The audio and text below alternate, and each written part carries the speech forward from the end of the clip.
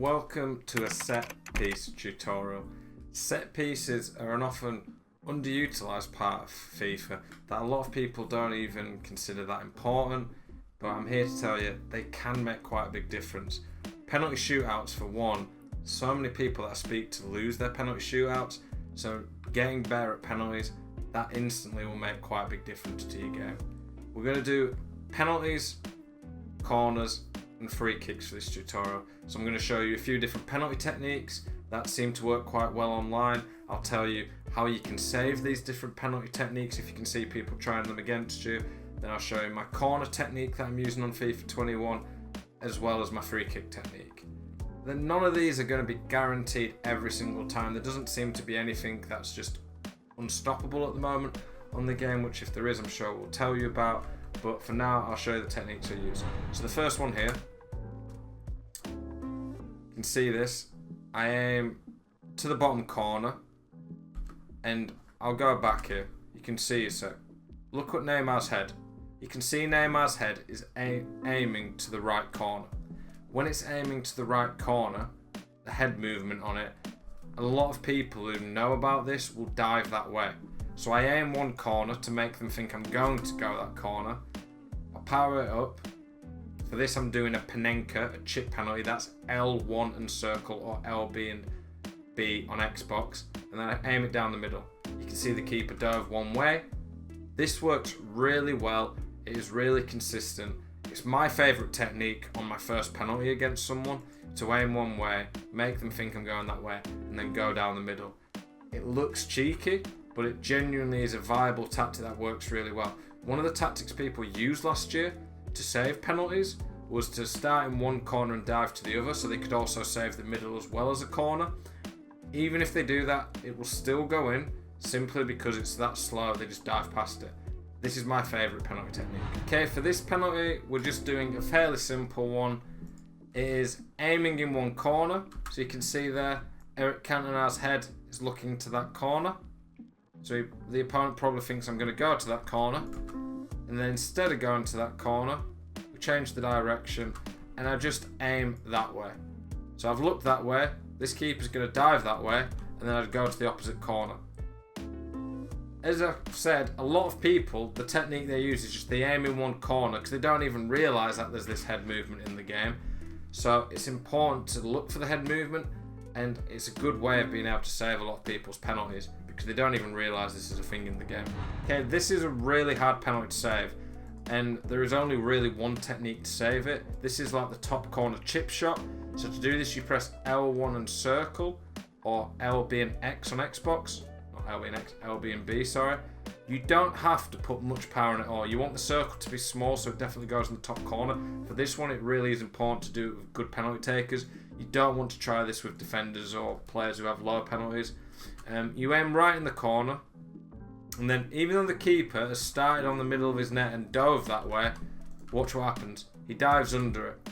The only way you can save this penalty, if you see someone trying to do it, is you have to move the keeper that way first, so he's standing here, and then dive that way.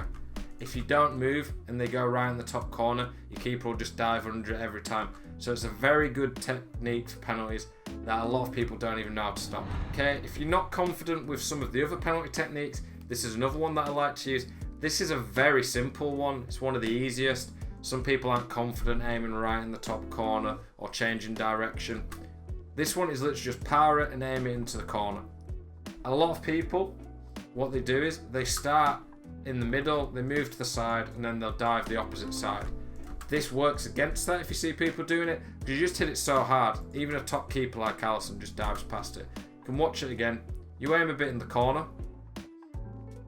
You put quite a bit of power on it, so you can see like 2 bars. You can maybe even put a little bit more. And it just goes right into the corner, and there's nothing the keeper can do about it. If you see them standing on the middle of the line, this is a bit risky, because if they guess the right way, they will save it. On last year's FIFA, the only technique people really used at all for corners was to take them short.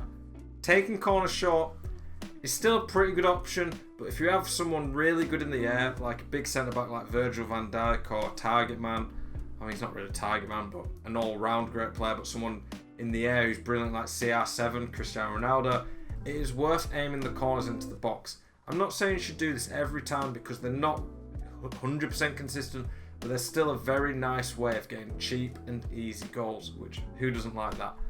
What the technique for this is, before you power the corner, you want to press L1 to switch to CR7.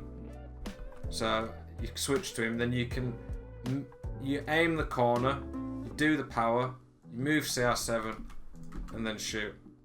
Or you do the header when it comes in. So you see there, powered it up, I move CR7 as the ball's coming in, I follow it, and then this is key. Heading is manual on FIFA 21. It isn't offline, but online again in competitive matches it is manual. So you have to aim the headers properly. So if you aim down like that, trying to get into the bottom corner, it will just go there. So here I aim down and right, and see what happens. Beats the keeper quite well. Like I say, I'll show you that one again. So I've switched to him, I aim the corner, I power it up, I move CR7 to follow the ball, and just as I'm about to head it, time it, move it into the bottom corner. It works really well. Going to show you a couple more examples of this header. There, CR7 gets in a great position, power header right into the corner, nice and easy. Another one for CR7 here. Gets into a good position, leaps above the centre back and puts it over the keeper. It is key that you do this only if you have someone who's pretty good in the air. If you're using someone who's not great in the air, then you really will struggle with this. So it's key that they're good in the air, otherwise you're wasting your time. I wouldn't do this every single corner. I think mixing it up, taking some short, you can, even if they leave the edge of the area open, aim it to the edge of the box. These are all options, but it's just a good tool to have in your arsenal. That is a good way of getting nice easy goals against people. Free kicks have not changed too much since FIFA 20. On FIFA 20, free kicks were a really great way of scoring goals. A lot of people didn't realise this though. Most people's technique on a free kick is to call a man short, which you can do with R1, RB on Xbox, or L2, LT on Xbox, and just hold that, or hold one of those buttons and just pass it short to those men. I think sometimes you can do that, but personally, again, I like to shoot free kicks, and scoring a free kick is a really satisfying feeling, and it's a great way to get a nice goal against someone. I have a really good technique that works so well, and a lot of people don't really know how to stop it. So what we do, we aim it into the top corner. So I'm aiming it just above the bar. I want the middle of this circle to be there, about that much above the bar. You want to ideally be doing 2 to 2.5 bars of power, and then you move the right analog stick up, move it up like that, and then the top spin, you can see when on the circle it goes down, and it should go into the top corner. You can see that one, it didn't go in because I messed the power up. I hit 1.5 bars of power. We'll watch it again. So the circle there is perfect, and then I accidentally moved the circle a bit, so the middle of the circle is there. You can see the top spin down, and then you can see at the bottom left there was only 1.5 bars of power, so I needed the circle to be slightly higher and 2 bars of power, and I yellowed it. But I'm going to show you some of them going in and showing you how good they can be. Okay, this one here, a bit further out, 23 yards, it's on the opposite side. This one I don't even aim perfectly in the corner, and you can see I it moved that way, so the spin's going that way. But watch here, and this is key. Look how fast this is, and look at the swerve on it. Look how the ball moves in the air. Watch that again. This is just a really easy way of scoring goals against people that a lot of people don't really know how to deal with. Moves right into the corner, is a nice easy way to score. Here's another example of the free kick going in. So we aim it just above the bar again, put the top spin down, and look at that. As it goes in, it is just under the bar and very close to the corner. The perfect spot, if I could pick anywhere for it to go, would be there. There is a little bit of RNG, and by that I mean it's a little bit random within the circle where it goes, but if you green it, this really does minimise it. The key stats you really want to look for on your free kick taker, a free kick accuracy of course. The free kick accuracy basically means the circle will be smaller. The smaller it is, the harder you can hit it and the more consistent it will be. Curve is quite nice for getting the top spin, and then power just for beating the keeper.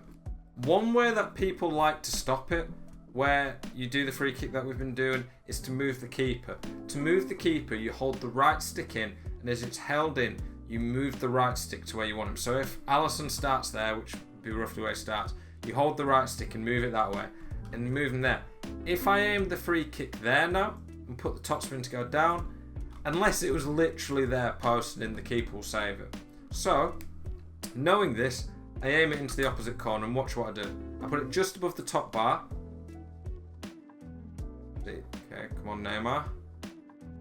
See there, a bit of power, and instead of putting completely top spin, I move my right stick up and right like that, because I want it to swerve away from the keeper. You can see there, it'll go that way.